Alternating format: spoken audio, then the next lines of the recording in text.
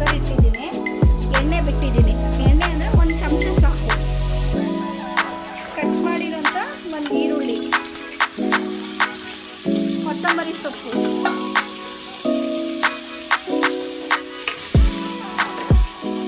ಇದು ಫ್ರೈ ಆದಮೇಲೆ ಚೆನ್ನಾಗಿ ಸ್ವಲ್ಪ ಈರುಳ್ಳಿ ಎಣ್ಣೆಗೆ ಹಾಕಿದ್ಮೇಲೆ ಚೆನ್ನಾಗಿ ಬೋಟಿನ ವಾಶ್ ಮಾಡಿದ್ದೀವಿ. ಸುಣ್ಣ ಎಲ್ಲ ಹಾಕಿ ವಾಶ್ ಮಾಡಿ ಕಟ್ ಮಾಡಿರೋಂಥ ಬೋಟಿನ ಆ ಎಣ್ಣೆ ಹಾಕಿ ನಾವು ಈರುಳ್ಳಿ ಹಾಕಿದ್ದೀವಿ ಕುಕ್ಕರ್ಗೆ ಇದು ಹಾಕೋಣ 2 ನಿಮಿಷ.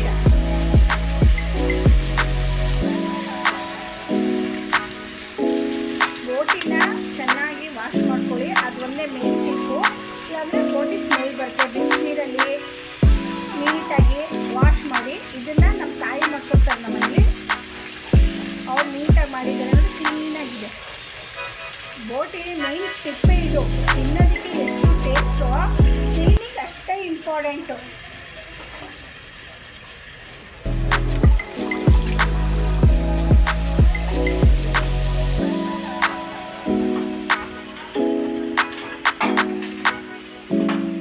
ಅದಕ್ಕೆ ಸ್ವಲ್ಪ ಅರಿಶಿನ ಪುಡಿ,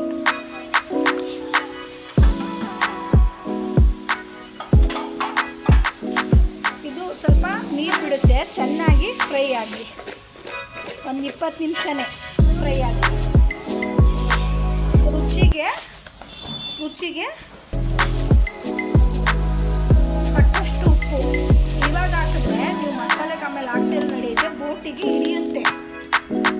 ಆದರೆ ಮೇಯ್ನು ಅಡುಗೆಗೆಲ್ಲ ಹರಳುಪ್ಪು ಬಳಸಿ. ಅದು ರುಚಿನೂ ಚೆನ್ನಾಗಿರುತ್ತೆ, ನಿಮಗೆ ಅದು ಟೇಸ್ಟ್ ಡಬಲ್ ಆಗುತ್ತೆ. ಹರಳುಪ್ಪನ್ನ ಬಳಸಿ. ಮಸಾಲೆ ಒಂದು ಚೂರು ನಾವು ನೀರು ಹಾಕಬಾರ್ದು. ಯಾಕಂದರೆ ಬೋಟಿ ತೊಳೆಯುವಾಗಲೇ ಅದು ನೀರು ಅಬ್ಸರ್ವ್ ಮಾಡ್ಕೊಂಡಿರುತ್ತೆ ಬೋಟಿ. ಅದೇ ನೀರು ಬಿಟ್ಟಿರೋದು ಬೋಟಿಗೆ. ಅದರಲ್ಲೇ ನೋಡಿ ನೀರಿದೆ. ನಾವು ನೀರು ಹಾಕಬಾರ್ದು ಬೇಯೋಕ್ಕೆ. ಅದೆಲ್ಲ ಬೋಟಿ ನೀರು 1-2 ಇಂಚು. ಬೆಳ್ಳುಳ್ಳಿ 4 ಗಂಟೆ ಅಂತ ಹೇಳಿದ್ನಲ್ಲ. ಈಗ ಕೆಲವರು ನಮ್ಮ ಮಂಡ್ಯದಲ್ಲಿ ನಾವು ಮನೆಗೆ ಮಾಡ್ಕೊಂಡ್ರೆ ಬರೀ ಬೋಟಿನೇ ಹಾಕ್ತೀವಿ. ನಾವು ಏನು ಕಾಳು ಸೋರೆಕಾಯಿ ಏನು ಹಾಕಲ್ಲ. ಸ್ವಲ್ಪ ಮನೇಲಿ ನೆಂಟರು ಬಂದಿದ್ದಾರೆ ಅಂದರೆ ನಾನೀಗ ಬಾಳೆಕಾಯಿ ಹಾಕ್ತಾಯಿದ್ದೀನಿ. ನಿಮ್ಗೆ ಆಪ್ಷನ್ ಸೋರೆಕಾಯಿ ಹಾಕ್ಕೊತಾರೆ, ಬಾಳೆಕಾಯಿ ಹಾಕ್ತಾರೆ, ಕೆಲವರು ಕಡಲೆಕಾಯಿ ನೆನೆಸಿ, ಬಟಾಣಿ ನೆನೆಸಿ, ಹಸಿ ಅವರೆಕಾಯಿ ಸೀಸನ್ನಲ್ಲಿ ಹಸಿ ಅವರೆಕಾಯಿ ಹಾಕಿ ಮಾಡ್ಬೋದು.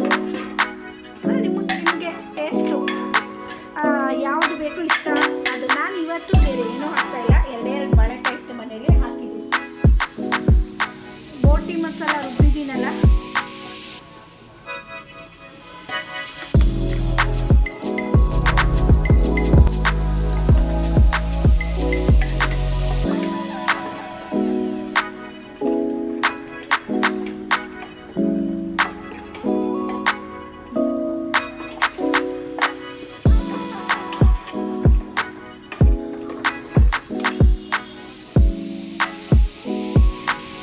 ಅವಾಗಲೇ ಬೋಟಿ ಬೇಯುವಾಗ ಉಪ್ಪು ಹಾಕಿದ್ದೀವಿ. ಅದು ಉಪ್ಪು ಹಿಡಿಯುತ್ತೆ. ಈಗ ಮಸಾಲೆ ಎಲ್ಲ ಹಾಕಿದ್ದೀವಲ್ಲ, ಇವಾಗ ಒಂದು ಸ್ವಲ್ಪ ನಾನು ಟೇಸ್ಟ್ ಮಾಡಿ ನೋಡಿದೆ ಕಮ್ಮಿ ಇತ್ತು.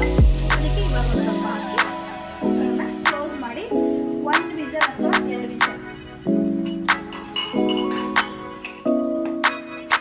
ಕುಕ್ಕರ್ ಕ್ಲೋಸ್ ಮಾಡಿ ವಿಸಲ್ ಹಾಕ್ತಾ ಇದ್ದೀನಿ.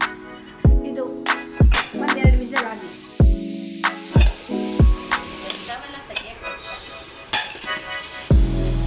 ಬೋಟಿ ರೆಡಿಯಾಗಿದೆ.